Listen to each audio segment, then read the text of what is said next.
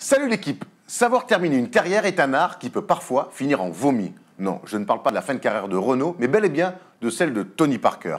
Largué, après 17 ans, par son amour de toujours pour une plus jeune et plus athlétique, Tony Parker aurait pu sombrer dans le pastis sans eau à la recherche d'un triste dernier contrat. Oui, là par contre, je parle bien de la fin de carrière de Renault.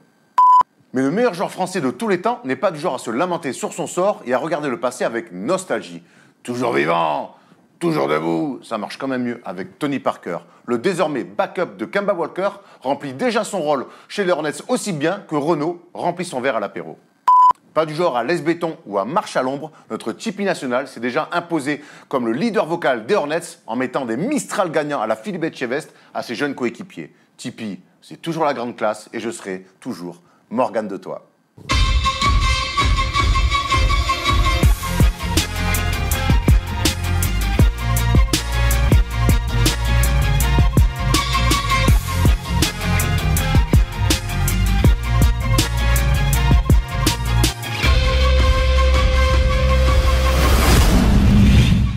Salut l'équipe, on est jeudi et vous le savez mieux que personne, le jeudi c'est le First Day Show. Cette semaine encore un gros programme.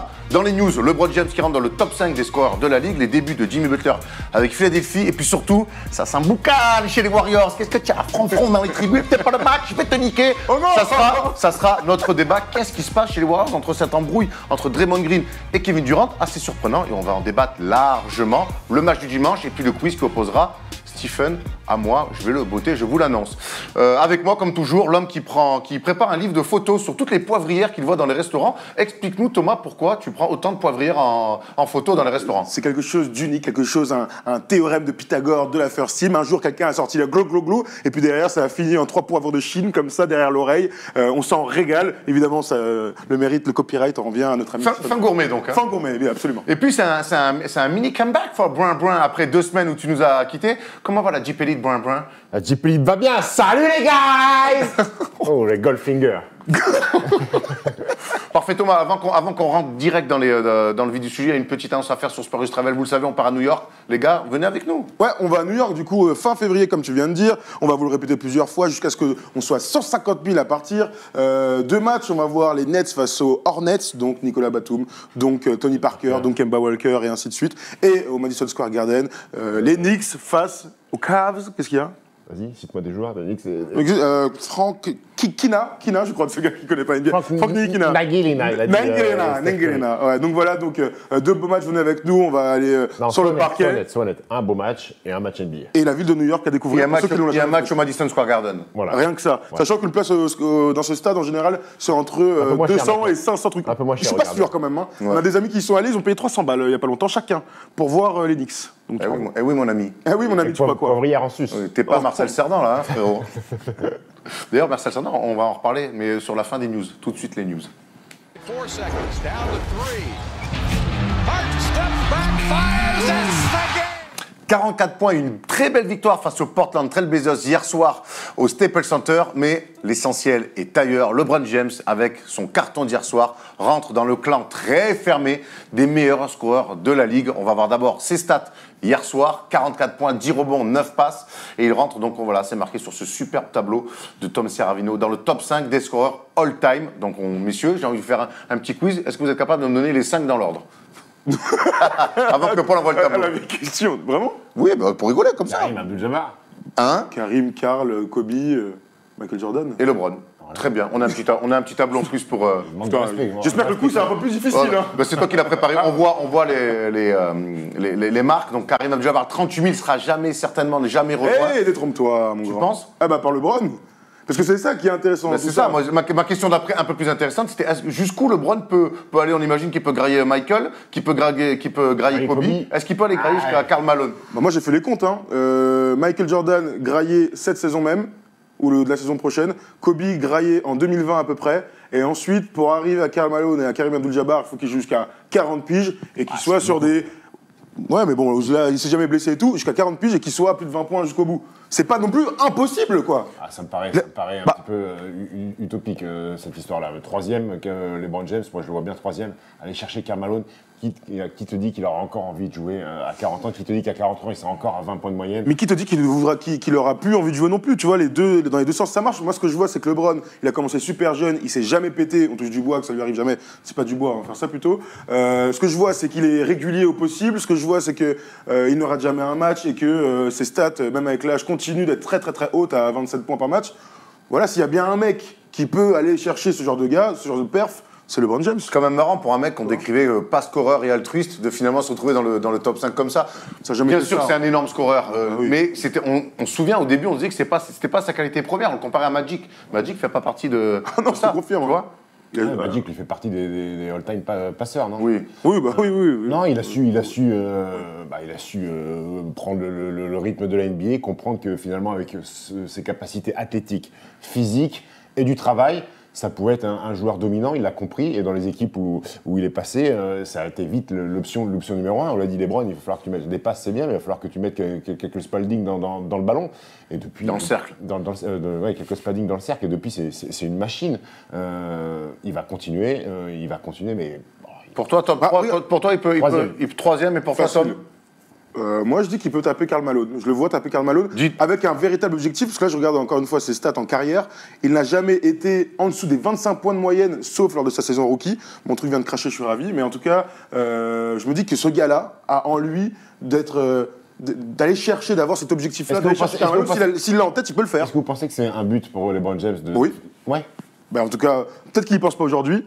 Mais tu sais, comme Kobe, quand il y avait Michael Jordan et que ça allait pas bien aux Lakers, et que Kobe avait ça en tête, ça se voyait qu'il jouait pour cette marque-là. Non, pourquoi tu dis ça? Et donc LeBron, moi je pense qu'il est capable de jamais faire une saison dans sa carrière à moins de 20 points par match, comme Michael Jordan. Donc à partir de là, s'il est jamais pété, qu'il arrive à 40 piges, c'est pas impossible. Tout dépendra ce qu'il voudra faire de la suite de sa carrière. Alors, en tout cas, il a 4 ans aux Lakers, donc a priori, il va jouer au niveau... Dites-nous dans les commentaires si vous pensez que LeBron James peut atteindre la marque de Karl Malone, dépasser Karl Malone, ou voire même atteindre Karim Abdul-Jabbar. Là, j'ai quand même un sérieux doute. On enchaîne avec une autre news très intéressante aussi, c'est le premier match, la présentation et le premier match de Jimmy Butler. Alors sur le papier, ça nous faisait rêver. La réalité a été tout autre. Défaite pour le premier match des Sixers 106-111, avec un Jimmy Butler assez...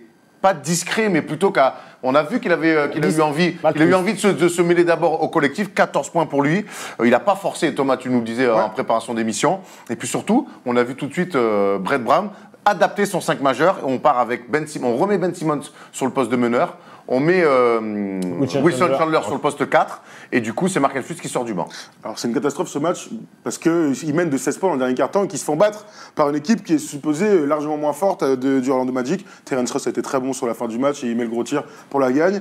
Il fait un bon match de gars qui veut s'intégrer. Alors c'est Jimmy Butler, il va défendre, il va jouer les transitions. Il n'est pas très adroit, on l'a dit. Il a 6-12, mais il a plein de petits tirs dans la... Tu vois qu'il aime bien dans la mi-distance après drive, qu'il ne met pas. Et donc sur la fin, il fait beaucoup de passes en fait à Joel Embiid qui est bon et à Ben Simmons aussi. Donc voilà, c'est le mec qui a voulu s'intégrer sans dire c'est vous les boss, allez, je voulais jouer un petit peu. Et puis je crois que c'est le meilleur moyen d'arriver dans une équipe où il y a déjà deux patrons, Ben Simmons et Joel Embiid, surtout Joel Embiid. Ne pas arriver et déclarer tout de suite, envoyer un message de shooter 24 fois en disant bon, le mec, j'arrive, c'est moi le patron. Non, je crois que la mentalité est bonne de la part de Jimmy Butler.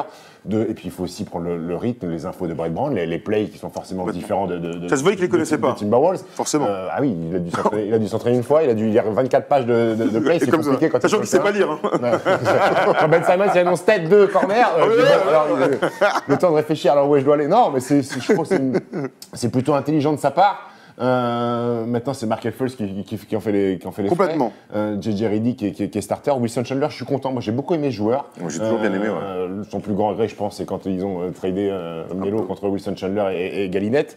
Je suis content de le revoir à ce niveau-là dans un 5. Maintenant, je pense qu'il va falloir que les uns s'apprivoisent. Vous savez, c'est comme tu prends un nouveau chien, alors tu as déjà 2 chiens, il faut ressentir un peu le... Pardon? Non, mais tu vois, s'apprivoiser un petit peu, apprendre à se connaître. Où est-ce que Jimmy Butler préfère prendre les ballons? Joel Embiid, il a besoin d'être gavé. Il fait triple-double d'ailleurs, notre ami Jean. Il fait triple-double et il met 3 points au tout début du match et derrière il a un peu vendangé. Mais c'est vrai que sur la composition du 5 majeur, c'est intéressant. On pensait qu'ils allaient mettre Butler et Simmons en poste 4. Et en fait, rien du tout. Ils ont enlevé Markel Fultz, ils ont remis JJ Redick. Lundi, on se posait la question. On était curieux de voir les adaptations de Brett Brown. Ça a pas tardé. Dès le premier match, comme ça, il a décalé Markel Fultz sur le poste de sixième, du banc, de sixième homme.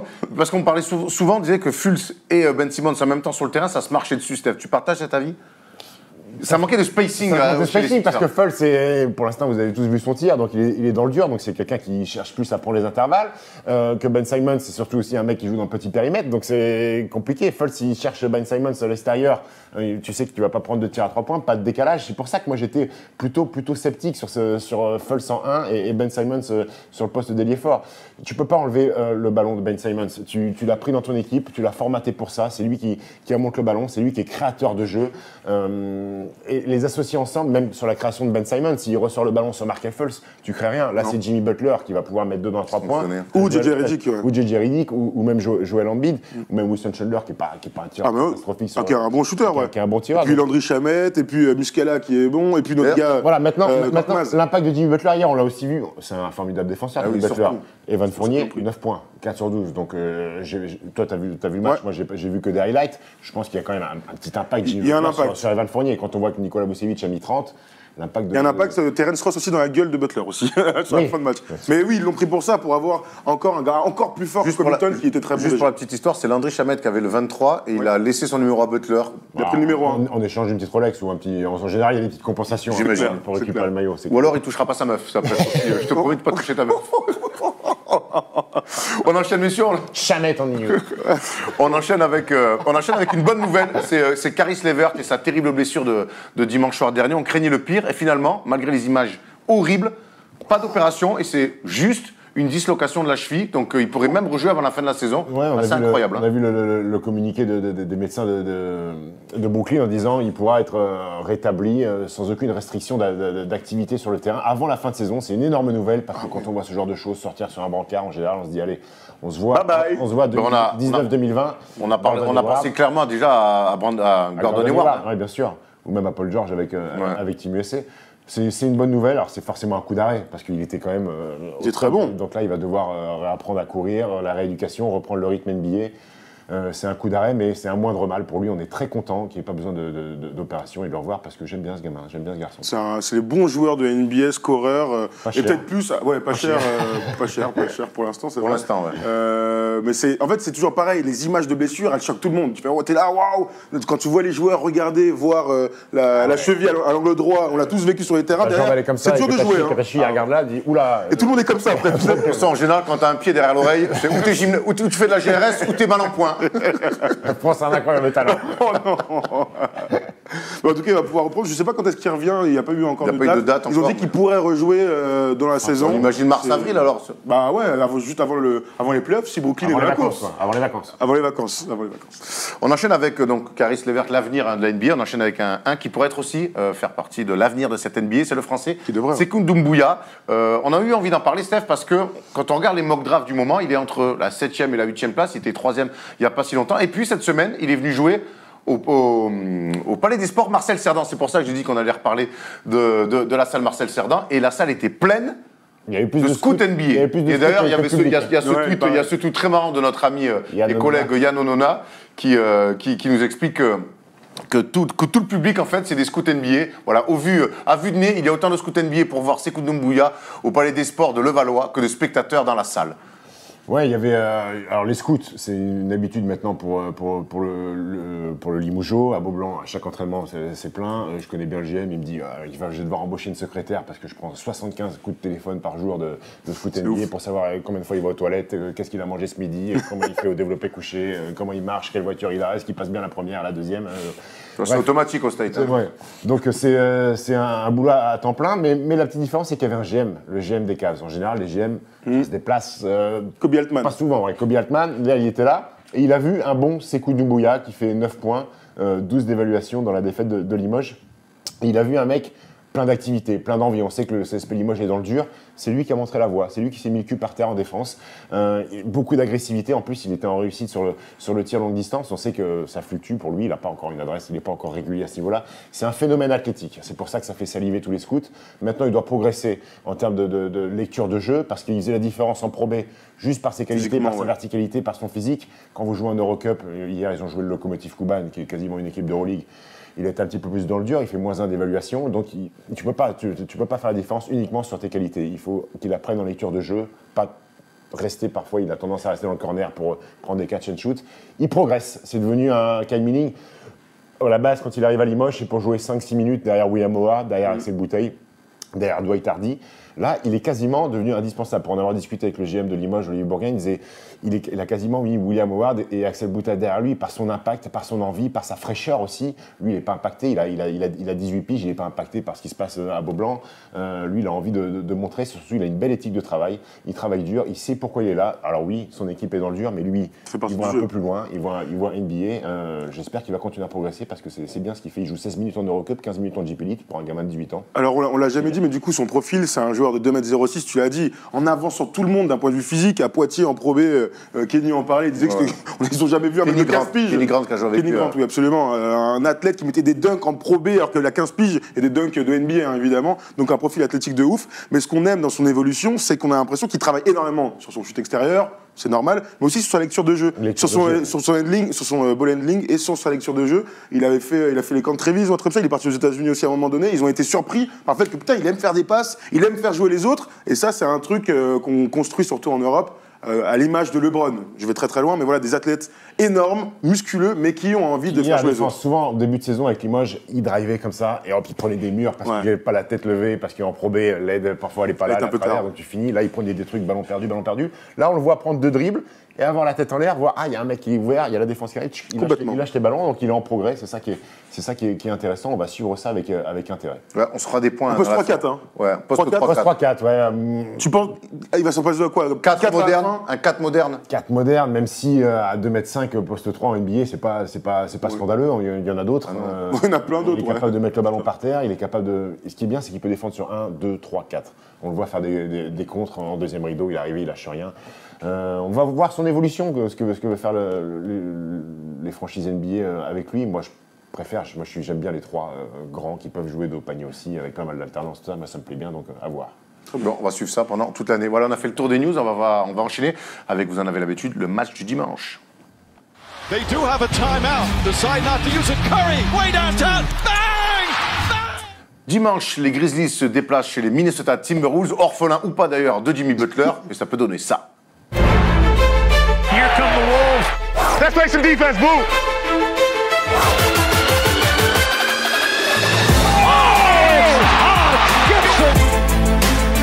The energy, the passion, that's infectious.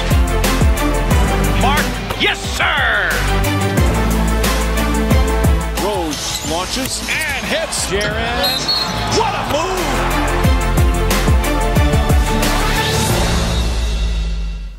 Donc avec Thomas, pendant le clip, on se disait on parle de Memphis, on parle de Minnesota. Lui, il avait envie de parler de la reconstruction de Minnesota après Jimmy Butler. Ouais, mais moi, j'avais envie de parler de Memphis. Parce que ce que fait Memphis, non, tu sais que c'est toujours collégial. Parce que ce que fait Memphis, on va commencer par Memphis, c'est plutôt intéressant. Une équipe qu'on avait quasiment, elle n'est pas condamnée, mais en tout cas, on se disait, allez, c'est une année de reconstruction. De toute façon, à un moment donné, avec les 4, ça va être compliqué. Il va peut-être falloir monter des trades. Rien du tout. À Memphis, on ne balance certainement pas les saisons.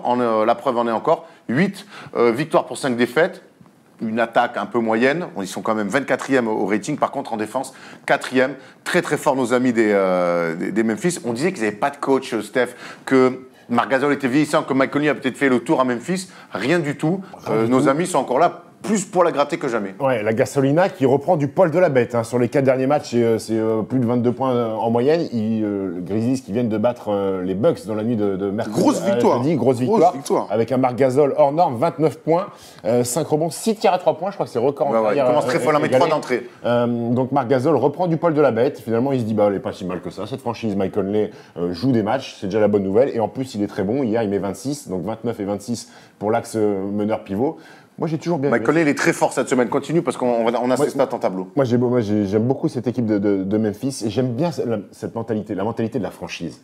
Parce qu'ils se disent, oui, on a des années sans, mais jamais on bazardera. Ou alors ils le font très bien caché, ils bazardent en toute discrétion. L'année dernière, ils étaient un peu obligés. Ouais, l'année dernière, on pouvait même pas leur en vouloir l'année dernière, tant le sort s'acharnait sur cette franchise. Ils n'avaient pas de joueurs. Maintenant, on a tous vu Marc Gasol trader.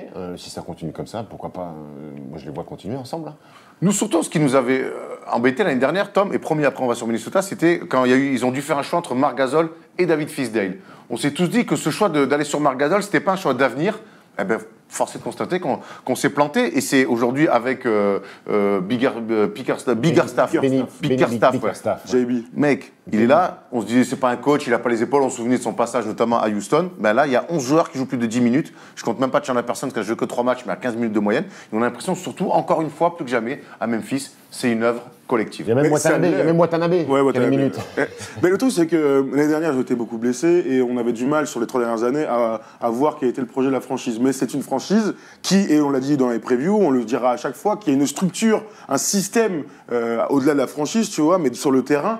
Dès que tu vois Memphis jouer, tu sais que c'est Memphis. Ils se prennent pas pour des autres. Et Marc Gasol, on pensait que c'était peut-être son dernier match l'année dernière avec cette ovation, c'était un peu bizarre, mais finalement, rien du tout. Mike Conley, on n'est pas surpris de voir que c'est un super joueur. Et on se rend compte aussi que Jaren Jackson Jr., le rookie, arrive et s'inscrit complètement dans ce genre de projet. Donc, moi, je suis pas choqué qu'ils prennent des matchs. Ouais. Tu vois, après, je suis pas choqué. Ce qui était choquant, c'était la saison dernière, de toute manière, et les blessures. Ce qui est surprenant, c'est que l'effectif, il est pas ouf.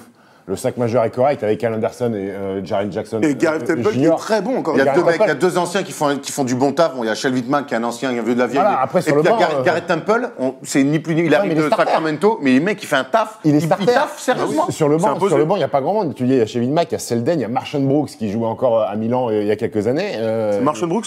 Ouais. Il y a les deux. Il y a deux Brooks. Ouais. T'es sûr que c'est Marshall? Vas-y, clique. Il y a Dylan Brooks. Ah ouais, c'est Marshall et Dylan. Brooks. Ouais, t'as très bien. Merci. Donc, on respecte pas. Non, mais parce qu'il y en a deux, c'est pour ça. Dylan, c'est la famille. Et donc, le banc est un peu short. Donc, je vais être aussi patient, voir ce que ça peut donner. Parce que Chandler Parsons, tu le dis. Moi, j'y crois pas. 3 matchs. J'y crois plus trop. Cette saison après. Ils ont DJ Stephens qui était au Mans, mais il joue pas. Il a un two-way contract, il joue jamais. Donc, c'est pour ça que les rotations sont courtes. C'est pour ça que l'importance de Mike Conley et Marc Gasol. Parce que si un des deux passe au travers, en général, quand il y en a deux qui passent au travers, ils prennent pas les rencontres. Hein. On peut signaler que depuis début de la saison, je crois que c'était fin octobre, il y a Jamichael Green aussi qui a un rôle très important, qui est pété et il devrait revenir d'ici 2 à 3 semaines. Il y a eu la mâchoire fracturée. C'est un joueur de la chorale de Rouen. Et on sait que c'est un joueur aussi important dans cet effectif. En tout cas, on ne sait pas si ça va durer, on le leur souhaite. Mais ce qui est sûr, c'est que cette équipe-là, elle bazardera jamais rien et elle continue à grandir, à évoluer. Et puis surtout, quand on voit aussi le rookie à côté de Marc Gasol, les deux associés, ça marche plutôt pas mal. On va parler de Minnesota, mon ami. Ah oui, j'espère. Mais calme-toi, mon gars. J'espère. On avait parlé de ton repas de famille. Minnesota donc a enfin évacué Jimmy Butler. Et est-ce qu'il y a eu quelques changements, Thomas, dans le 5 majeur de ce qu'on a vu? Non, Taj Gibson est toujours titulaire. Il y a un changement, c'est que Robert Covington rentre sur le poste 3. Oui, merci pour remplacer Jimmy Butler qui est plus là. Alors, j'aurais pu mettre quelqu'un d'autre, hein. Steph Brown par exemple, Aaron Abotrette ou je sais pas, quelqu'un. Sur un poste 3, vaut même mettre Aaron Abotrette quand même. Surtout avec Thibodeau, faut défendre. Attends, merde. Excuse-nous, excuse-nous, Kawhi Leonard. Donc ouais, on se pose la question, est-ce que Taj Gibson allait sortir du banc et donc laisser au profit de Dario Saric, que nenni en tout cas sur ce premier match, ils ont décidé, Thibodeau a décidé de jouer avec notre ami avec Taj Gibson.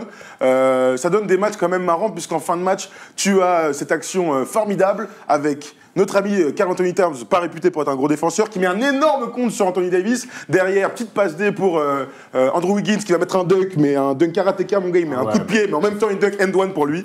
Je pense aussi. Mais du coup, il gagne sur cette action-là, et c'est un peu le renouveau des jeunes. On se posait la question comment ils allaient réagir et tout. En tout cas, sur un seul match, on a vu que sur la fin de match, et c'est ce qu'on leur demande, d'aller gagner des matchs comme ça, défensivement, et avec des tirs décisifs. Avec un Derrick Rose out. Ouais, complètement. Blessé. Non, mais... ça, c'est bénéfique à Andrew Wiggins, le départ de Jimmy Butler. On savait qu'Andrew Wiggins, il allait avoir peut-être plus de munitions. C'est pas Robert Covington qui a dû faire de l'ombre. Hein. 22 tirs, 8 sur 22 hier pour Andrew Wiggins, 23 points, 6 rebonds. Non, je crois que ce trade, il est bon. Il est gagnant-gagnant pour moi. parce que la situation, on l'a déjà dit, vous l'avez déjà évoqué, elle était intenable, il fallait que ça s'arrête, il fallait qu'on retrouve un petit peu d'apaisement, de sérénité, venir à l'entraînement tranquille sans penser qu'il y a Jimmy. Sans la boule au ventre. Sans la boule au ventre. Qui fait la sieste à la maison. Oui, alors, ils ont été très pro, Karl Anthony Towns et Andrew Wiggins, sur le départ de Jimmy Butler. Ils ont encensé, ils ont dit merci pour tout, ils ont encensé Jimmy Butler. Maintenant, par contre, il faut falloir montrer, parce que l'équipe, elle est à eux maintenant. Karl Anthony Towns et Andrew Wiggins, la franchise, ils ont décidé de bazarder Jimmy Butler. Maintenant, c'est à vous. Montrez-nous que vous êtes capable de supporter la franchise. Pour l'instant, ça reste un match, il fait 25 et 16, notre ami Karl Anthony Towns. À voir, là, encore une fois, sur la durée, mais ils ont la pression maintenant. Petit prono, les gars, pour finir. J'espère un beau match. C'est difficile. Hein. C'est difficile. C'est où? C'est à Minnesota? Ouais. Ouais, je dirais Minnesota. Victoire des Wolves. Avec un super Margasol. Quoique, c'est quoi, c'est à 21h30 à Memphis, il sera peut-être un peu tôt. Il sera encore. Margasol, 21h30, c'est tapas en Espagne, donc c'est un peu tôt pour lui. Non, Memphis, je dirais, ouais. Défensivement. Memphis, tu viens de dire Minnesota il y a 3 secondes. Non, je dis Memphis, avec un bon Margasol. Ah, d'accord, moi c'est les Je Wolves. pense que j'ai Victoire des Wolves avec un énorme Karl Anthony Towns. Moi, je vois aussi les Wolves à domicile portés par l'élan nouveau. Ok, très bien. Vous êtes prêts maintenant? Parce que là, on va parler de la barre. Des fronts, qu'est-ce qu'il y a? Tu m'emboucanes? Allez, envoie le chacun sa team. Mon vieil. Te niquer. Forget all about the hair and all the tattoos. Watching play basketball, he can do. Même dans les meilleures équipes de tous les temps, il peut avoir un petit peu de la merde. Et c'est ce qui s'est passé chez nos amis des Warriors, qui pourtant réalisent un super début de saison. On va le voir tout de suite en tableau, avec des bons pourcentages. Meilleure attaque au rating de la Ligue. 12 victoires, 13 défaites, tout va bien. On met au repos Steph Curry quand il faut. Un 6-1, papa, bim, bam, bam, bam. Et finalement, pourtant, match chez les Clippers. Grosse embrouille entre Draymond Green et Kevin Durant. Derrière, Draymond Green est suspendu. Thomas, est-ce qu'on peut revenir événement par événement sur ce qui s'est passé? Alors, ça se passe sur le terrain. C'est important de dire que ça se passe sur le terrain avec cette action, puisque les deux équipes sont à égalité. Il reste 5 secondes. Rebond défensif de Draymond Green. Je pensais que Polo avait les petites images. Je sais pas, Polo, vas-y. Oh, merci, mon Polo. Donc, tir de Lou Williams, parfait. Très court, on dirait l'autre fois de LeBron James. Derrière, notre ami Draymond Green part à l'aventure complètement, même si on sait qu'il a l'habitude de remonter la balle après avoir pris un rebond. On voit le temps qui s'égrène. Il tombe par terre de manière un peu ridicule, j'ai envie de dire, son dernière action. On sent qu'il est frustré quand il rentre sur le banc. Et il y en a un autre qui est encore plus frustré et qui demandait la balle sur cette action, c'est KD. Parce que KD attendait le ballon. On reviendra un peu plus tard sur cette action si vous voulez. Ça continue, ça va sur le banc, et là les joueurs se parlent, s'embrouillent même. Ça lâche des beach, donc des...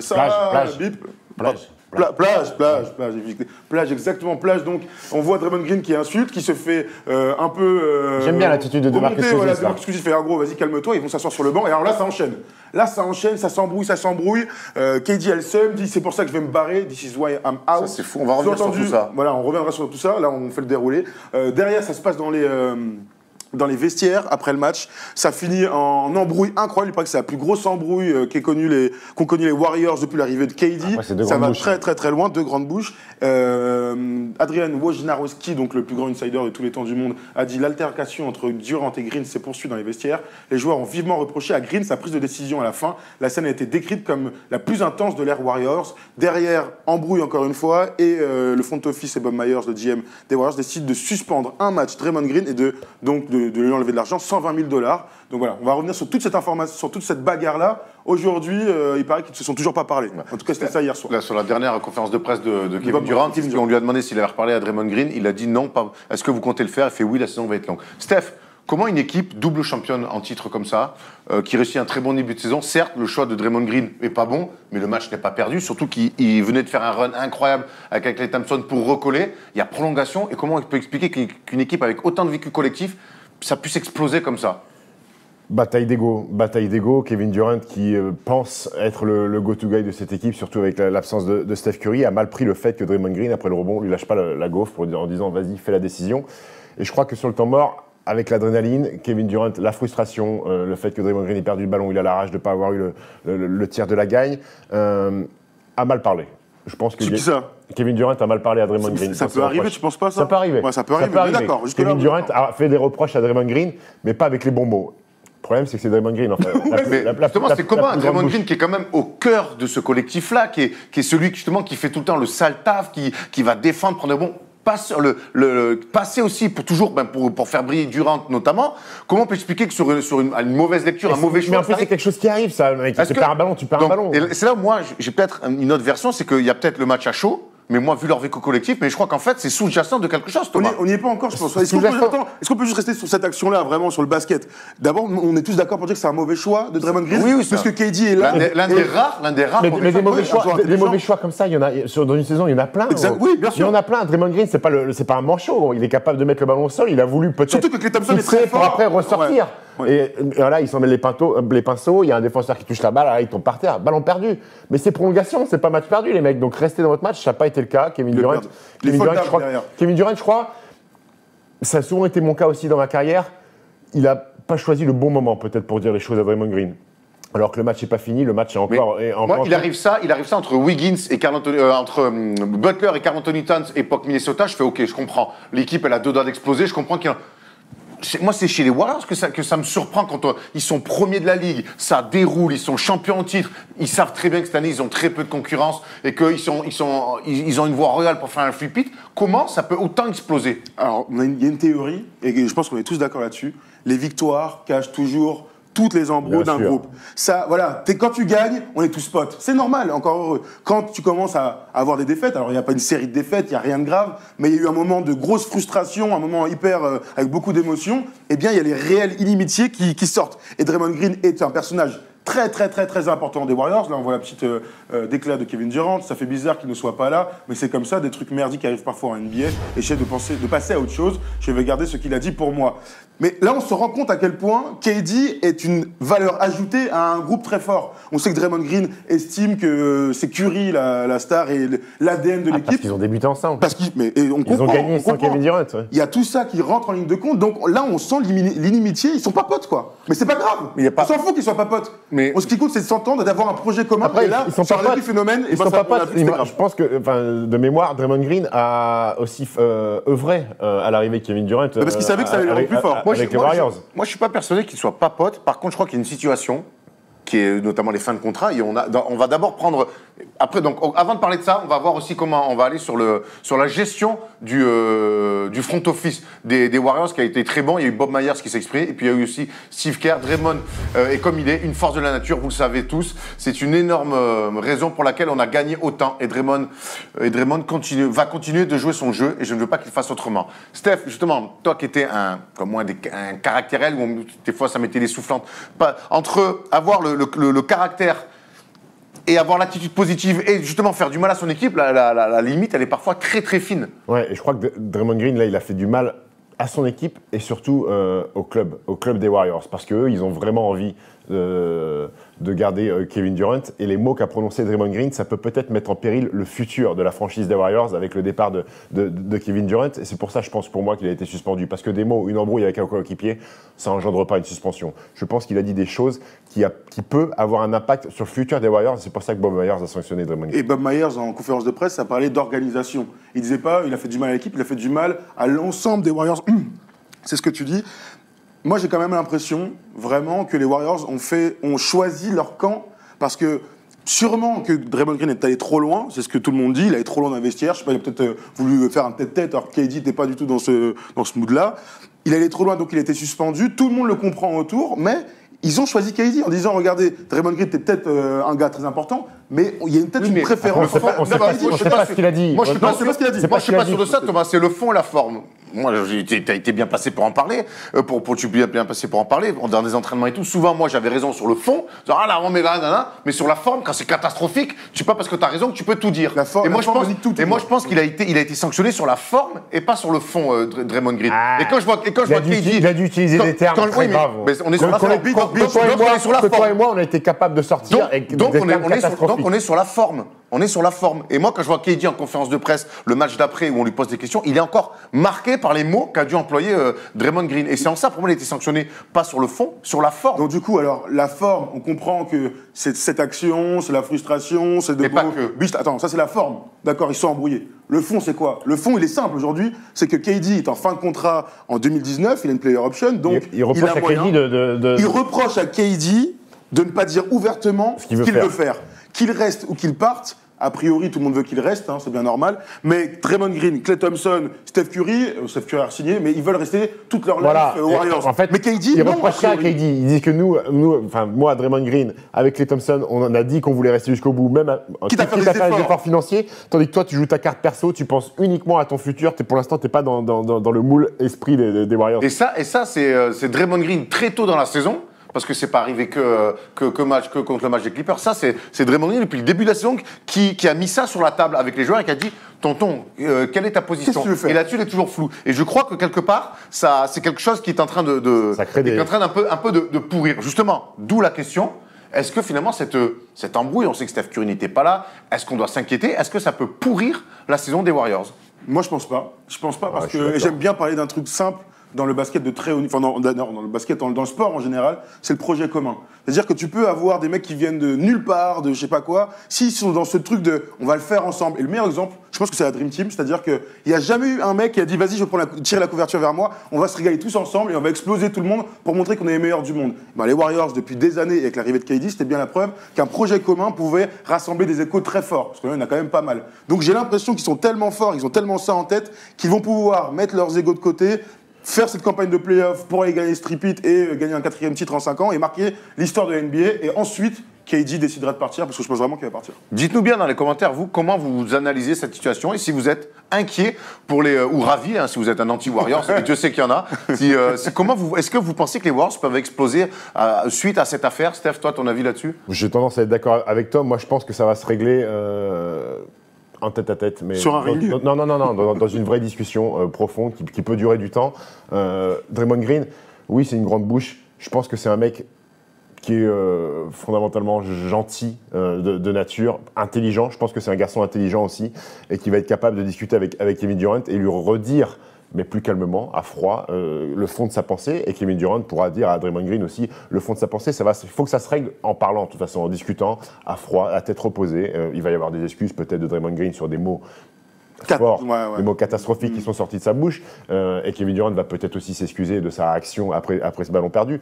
Moi, je ne suis pas inquiet sur le sportif pour le futur. Ça va être une autre question. Mais pour la fin de cette saison, je pense que ces mecs-là ont trop envie de prendre une bague. Parce qu'une bague, c'est aussi un ego personnel. Et tu parlais d'ego tout à l'heure, les mecs, ils ont envie aussi de prendre leur CV. Moi, je pense que Draymond Green aime fondamentalement les Warriors parce que c'est là que tout a commencé pour lui. Et il se voit finir et gagner le maximum de choses avec les Warriors. Je crois vraiment que c'est les mecs de la France. Il protège sa famille. Voilà, il protège sa famille. Je crois qu'il est vraiment comme ça. Il était comme ça à la fac avec Michigan State. C'est pour ça que Tom Izzo lui filait autant de responsabilités. Et il est comme ça, il se retrouve ça avec les Warriors. Et c'est pour ça que le cas Durant. Moi, je pense que ça va se régler parce que tout le monde a envie de gagner pour le bien commun. Par contre, et c'est ma nouvelle question, vous pensez que KD va partir? On aura l'occasion d'en redébattre juste en un mot, oui, non. KD va partir à la fin de l'année? Sa mère a dit cette semaine, là, KD adore LeBron, adore Magic. Pour moi, c'est une évidence. Il va se barrer, je ne sais pas où. J'espère dans une autre franchise que les Lakers. Je pense que les Clippers, par exemple. Moi, je pense que KD va partir et que DeMarcus Cousins va rester au Warriors. Alors, il y a eu une déclaration, je crois que c'est Coach Kerr qui a dit un truc genre, il est là avec nous, justement. On profite qu'il soit là parce qu'il va rester qu'une seule année pour qu'il se remette, pour qu'il découvre le niveau. C'était archi chelou. Mais ça, c'est dans le sens de KD va rester avec nous, donc on n'aura pas de cash pour lui donner. Mais si KD part, je pense que peut-être qu'ils vont se rabattre sur DeMarcus Cousins. C'est vrai. Mais oui, il va partir, on est d'accord. Oui, il va partir, et à New York de préférence. Et Klay Thompson aussi, du coup, parce que depuis le début, moi je te dis qu'il va jamais partir. Moi, je le voyais partir, mais c'est vrai que vu les déclarations et vu ce qui se passe, mais bon, écoute. Il n'y a que son daron qui le voit.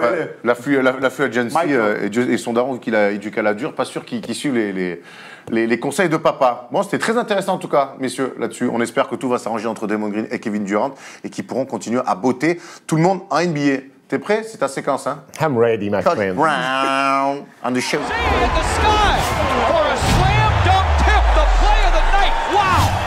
Alors, vous voyez, ça change de place parce que Coach Brown va avoir besoin de l'écran. De quoi tu veux nous parler aujourd'hui? En fait, les amis, je vais vous parler d'un système de jeu. J'ai eu la chance d'être au commentaire de Trento Asvel en Eurocup cette semaine. Tu as commenté Trento? J'ai commenté Trento. J'ai commenté Toto Forai. Donc ça veut dire que tu as commenté Toto Forai. Alors Toto Forai, c'est un joueur qui joue à Trento, ça fait 10 ans qu'il est dans le club, son nom est marrant, c'est un bon petit joueur, un peu chiant le matin à 10h à l'entraînement parce qu'il est toujours à fond. Donc c'était un petit délire avec Erwan. Donc j'ai eu la chance de commenter ce match. 77-73, il reste 30 secondes à jouer, temps mort pour l'Asvel. Zvezdan Mitrovic dessine un play pour un tir à 3 points de Edgy Slaughter, qui est le joueur de Lasvel. Le play marche à merveille. Et là, je me dis, il est incroyable ce play, mais putain, il me dit quelque chose. Donc je cherche un peu, avec l'aide de Fabien Causer sur Twitter, parce que ce play a fait beaucoup de bruit dans le milieu, et on a retrouvé. C'est un play de Brad Stevens avec les Celtics. Polo envoie la petite plaquette. Heureusement qu'il n'avait rien préparé ce matin. Hein. envoie la petite plaquette. Alors, remise en jeu du meneur. Il y a un écran dans le dos du 2 pour le 4. Le 4, lui, il va partir comme ça à l'opposé, parce qu'il va prendre un autre écran, un deuxième écran du 3, et le 2 se retrouve là. Et on fait une passe qui est improbable dans le basket, une espèce de transversale comme ça pour le poste 4 qui est interdite, mais vu que la défense se dit jamais ils vont faire la transversale, la défense est monopolisée là. Et là, le 5, il continue pour mettre un écran au 2, et le 2 vient côté ballon pour le 4. Lui, il a attrapé dans l'écran parce qu'il est focus il pense que le tir à 3 points va arriver là. Donc, et hop, il y a un tir à 3 points là ouvert d'Edgy Slaughter.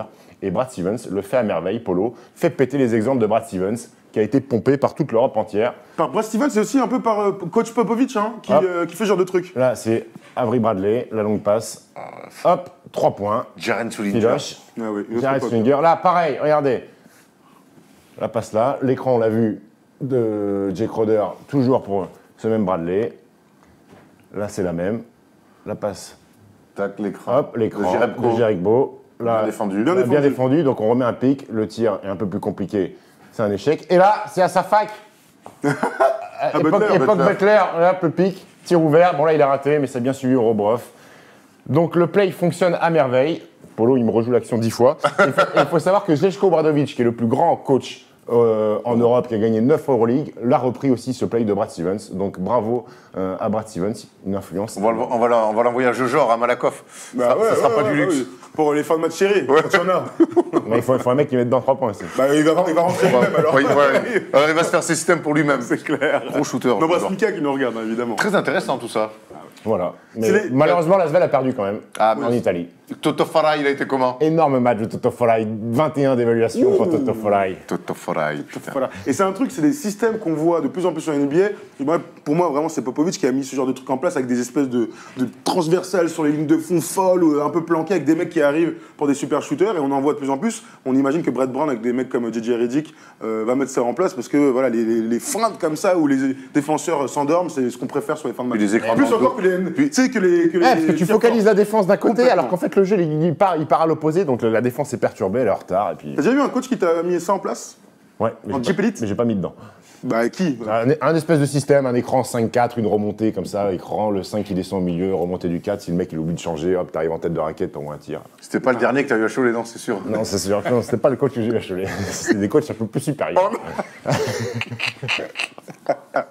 Pas de nom, hein, évidemment. Moi, parce que ça me revient pas, sinon, on sait. Tu te seras reconnu. Bon, bref, on va arrêter les conneries. Escroc, j'ai eu peur. J'ai eu peur. Il a pris la caillasse, hein. En Russie, chez les filles. Voilà, pour les indices. Non. Allez, justement, des indices, vous avez trouvé qui c'est le moment du quiz où là, il y aura plein d'indices pour trouver des réponses. It's Lillard. He got the shot off. Cette semaine, c'est Thomas qui va animer le quiz, donc je t'avais dit dès le début, je vais te botter. Comme le chat. Hier, j'ai perdu d'1 point en plus dans le grand quiz contre Thomas. Ah ouais, un super quiz d'ailleurs qui sera à retrouver, je sais pas où encore, mais peut-être sur la chaîne Sport. Si vous aimez les quiz, si vous aimez le sport, si vous aimez la rigolade, franchement, c'était 1h30 assez incroyable, présenté par Coach Jordan. Demain de maître, j'ai gagné au buzzer. 21-20 à The Buzzer. Hein. À The Buzzer. T'as jamais été un gars du Money Time, quoi. Enfin bon, j'étais pas tout seul quand même. Bon, c'est parti les gars. Alors le quiz aujourd'hui, j'ai préparé un truc sur les Clippers. Comme on part à Los Angeles dans 2 semaines, je me suis dit, on se fait un kiff sur les Clippers. Il y a une autre franchise aussi à Los Angeles. Ouais, mais c'est les Clippers. Je Ok. sais pas, j'aime le rouge, j'aime le bleu. C'est le drapeau de la France. C'est parti. Première manche, ce sera facile. Des mecs cachés derrière des gars. Donc vous avez les bras, les numéros et tout ça. Vous devez trouver à la vitesse. Deuxième, ce sera le ping-pong sur une équipe. Je vous dis pas encore laquelle. Et enfin, un qui suis-je. Comme d'habitude, tout sera remis en jeu. Polo, s'il te plaît, vas-y. Fous-nous le premier mec planqué derrière le petit rond bleu. Qui est-il? Michael Candy. André Miller. André Miller, 1-0 pour Erwan. Dédé Miller, hein, évidemment, ouais. qui a marqué l'histoire de la franchise par des passes et par la vitesse. Ah ouais. Allez, numéro 2, mon Polo, vas-y. Michael, Sam Cassell. Ouh là là là, Sam Cassell, j'ai même coupé le 19 pour. Je me dis que c'était un peu facile. Le Bon, chinois. faut quand même préciser que t'as laissé traiter ton ordi en début Non, d'émission, et la ça. machine à table. Non, tu connais la première photo que j'ai Oh, entreaperçue, c'était la première, et j'ai cru que c'était Sean Livingston, donc autant te dire que. Qu'est-ce que t'as dit d'ailleurs? Non, j'ai dit André Miller. Ah oui, c'est toi qui as dit Sean Livingston. Non, il a dit dit pire, il a dit Michael Michael. Rien à voir, rien à voir. On avance, numéro 3, s'il te plaît. Ron Harper. Ron Harper. Je l'avais celui-là. Moi aussi, ouais. D'abord, j'ai cherché le nom de ce. Qui C'est un est-il? copycat, un truc comme ça, non? C'est qui? Kelly Tripucca. Kelly Tripucca, c'est pas lui? T'es sûr? Je suis pas sûr. Qui a joué à Limoges, non? Ah, Dans les I'm not commentaires, s'il vous plaît, parce qu'on I'm sait pas not qui sure. c'est. Numéro 4, du coup. Mark Jackson. Mark Ouais. Jackson, putain! J'ai coupé un des deux bandeaux sur les poignets, sinon c'est trop simple, mais bravo les gars. Mark Jackson. Allez, numéro 5, vas-y mon polo. J.J. Redick. Non, Austin Rivers. Austin Rivers. Putain, mais il est aussi blanc que ça, lui. Ouais, ça c'est la light, je crois. Allez, vas-y, enchaîne. Eric Gordon. Eric Gordon. Allez, ben, il m'a écouté. Allez, vas-y, polo. Who the fuck is that? Quentin Richardson. Non. Cory Maggetti. Non. Le gars qui me dit Vinny Delagro, je le tape. Hein. Alors, c'est un joueur qui a été All-Star Ron Mercer. dans la conférence Est, Ron Mercer. grâce à un autre joueur qui est rentré dans le top 5 des meilleurs scoreurs de l'histoire hier soir. Mo Williams. Mo Williams. Mo Williams, c'est vrai. Ouais, il est Il a lâché un LeBron James, c'est grand chien quand même. Oui, c'était pour le mec qui est rentré dans les 5. Exactement. Vas-y, Mo enchaîne, Williams. on arrive à la fin. Ah putain, Jamal Crawford. Non, pas du tout. Wes Johnson. Non. Un champion NBA. Ah, mais il champion est pas dans le NBA. staff maintenant? Il a joué Willy, dans- Il est un peu Willie Green. Oui, C'est non, c'est Willie non. Green, putain. C'est un mec qui est champion NBA avec les Warriors. Il est un peu grassouillé, non? C'est un force scoreur. Marvin Space. Non, force scoreur, poste 2. Marvin Space, il a envoyé, c'est Maris. Maris. Alors, un force scoreur qui est... Karen Butler. Non. Qui s'est fait griller en flagrant délit par sa go alors qu'il était marié. Elle avait mis des caméras un jour, elle regarde Nick Young. Nick Young. Pas en mode sportif, toi. Je m'en vois, moi, des mecs qui baisent ailleurs. Putain. Donne-moi des trucs de basket. Nick Young. Et le dernier. Eric Piatkowski.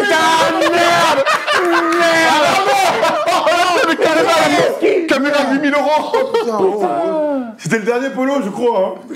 Régala Eric Piatowski, non? La première. Je savais que ça vous régalerait tous ces gars-là. Eric Piatowski, j'avais sa carte Upper Deck, mec. Ouais, moi aussi. Eh oui. Par contre, t'as sa coupe de cheveux aussi. Hein. Un peu le même flow, c'est vrai. Hein. Ouais, ça, je peux me moquer des coupes de cheveux, ça va. C'est vrai, c'est vrai. Les gars, donc c'était très bien, bravo, hein. Belle énergie. Hein, C'est Erwan sur le qui a plateau. gagné. Erwan a gagné. Donc, on va faire un truc plutôt simple, j'ai envie de vous dire. On va voir qui va craquer lamentablement. Gros, je maîtrise pas du tout les Clippers. Je vais vous demander le roster des Clippers Je suis mort, gros. 2017-2018. L'année dernière. L'année dernière. On va voir si vous êtes bon. Allez, vas-y, Erwan. Vu que tu mènes, c'est toi qui commence, mon cher Steph. Tous les joueurs qui ont joué au moins un match. Au moins un match, d'accord, parce que Tobias Harris, il a. Tobias Au moins un Harris. match. Tobias Harris, c'est oui. DeAndre Jordan. DeAndre Jordan, c'est oui. Milos Teodosic. Bien sûr. Blake Griffin. Ah putain, attends. Qu'est-ce qu'il y a? Attends, il manquait un mec. Ah. Pour lui, il manquait un... En fait, j'avais caché la tête de Milos et j'allais vous dire c'est qui ce gars qu'on a jamais vu en NBA et tout. Ah, dommage, bon, dommage. trop C'est pas tard, grave, c'est pas grave, c'est pas grave. Par contre, tu as dit qui, Erwan? Black Griffin. Ah, regarde, il est là. Milos Teodosic. Milos Teodosic. Milos Teodosic, bravo. Black Griffin, il a fini avec Black Black Griffin. Griffin, très bien. Boban Marjanovic. Absolument. Austin Rivers. Austin Rivers. C'est bien, Austin Rivers, gros. Il y a beaucoup de joueurs. Alors, allez-y, les gars. Gros, là, je suis en train de. Je le sais, mais je suis en panne sèche, gros. Patrick Beverley. Oui, Bien sûr. Avery Bradley. oui. Bien, Avery Bradley. Bien, très bien. Faut comprendre que quand Steph fait ça, il cherche quelqu'un. Un mec qui a joué à Dijon. Jacques Alinguet? Un mec qui a joué à À Dijon. gaucher, score CJ. Non Oui, oui, oui. CJ. Serena. C'est CJ Williams. Bravo. Sandy Williams. ouais. C'est bien que j'avais un peu les. Heureusement que j'ai fait la Gallinari. Gallinari. Ah oui, Galinette. Un gars qui est J'en ai un. 6e homme de l'année. C'est pas comme je disais dans Lou leur Williams. Lou C'est Williams. pas comme je disais dans leur vestiaire l'année dernière. Sam Decker. Sam Decker, c'est Ah bon. ouais, il est black et d'équerre. Un gars qui taffe avec des gros cheveux fous. Mais oui, alors ça va, C'est un merde. prédateur. Qu'est-ce qu'il y a? Ça va. Ah, Montrez Harrell. Oui, bravo. Putain, d'accord. J'avoue, j'ai un peu stress, je suis pas bon. Il lui donne tout, quoi. Allez, 3. Bon. Attends, laisse-moi réfléchir un petit peu. Putain. Oh putain, ouais. Attends, ça commence. Il en reste des famous, là. Qui je peux vous proposer? Il y a un gars qui... Putain, j'ai des blagues de merde horribles. Un gars qui aime bien tuer d'autres gars, putain, tu vois. Le rookie Shai Kilpatrick. Patrick.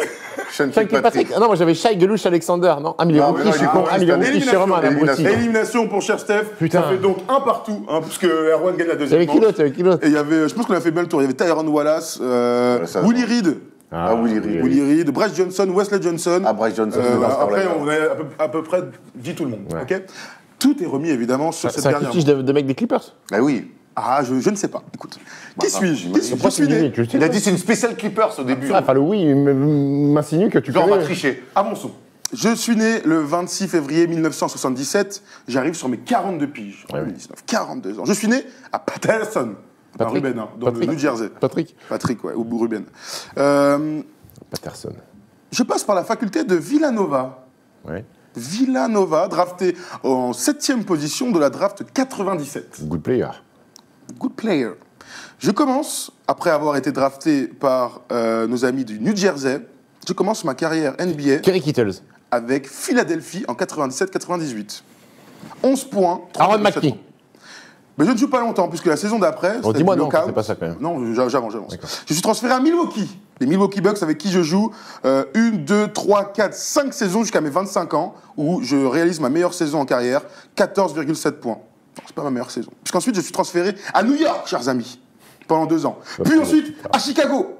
Puis ensuite, à Phoenix. Puis ensuite, je vais aux Clippers, dont on parlait. Aux Clippers. Ensuite, je reviens à New York. Chicago, je finis à Dallas en 2009-2010 à 7 points par match. Mon profil, je suis un poste 4 shooter. Qui se vend norme? Balèze, Renoir, costaud. Rafa Fretz. Ah non, Renoir Costaud. Rodney Rogers.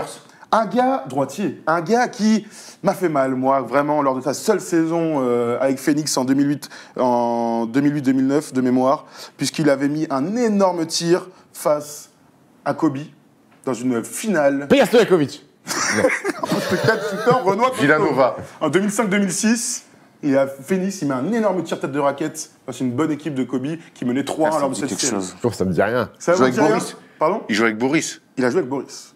Je vais refaire son profil. Attends. Un joueur. Oui, c'est UNLV, Sean Marion. Un joueur. Oh, je suis content de vous avoir. Hein. Putain. Tim Thomas. Tim Thomas. Ah oui, un énorme porciné. Ah hein. oui. Il mettait des tomards.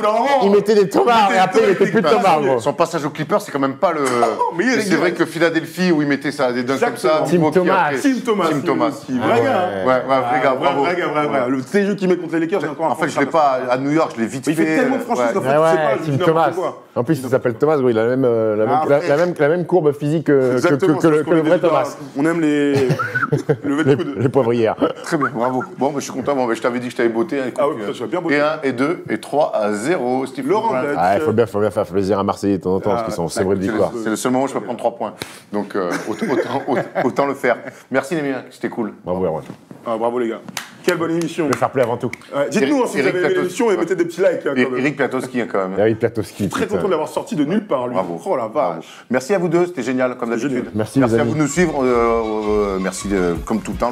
Non, mais faire des choses, c'est l'émission qui marche vraiment et on a beaucoup de commentaires. Et on est content, on essaie d'avoir des invités, on essaie toujours.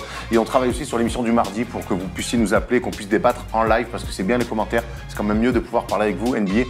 En live, on Il y manque travaille, le ça micro, on arrive. dit qu'il manque juste le micro, Il manque en fait. juste les micros, donc mardi ou mardi d'après, enfin, dès qu'on peut, en tout cas, on le fait. Tab et Refoul seront bientôt là. Top Bérouf. Duck et Diffoul. Voilà, là, sur cette blague catastrophique, il est temps de rendre l'antenne. Ici Boulogne, à vous Paris. Allez, ciao les Ciao, ciao. Super les gars. Oh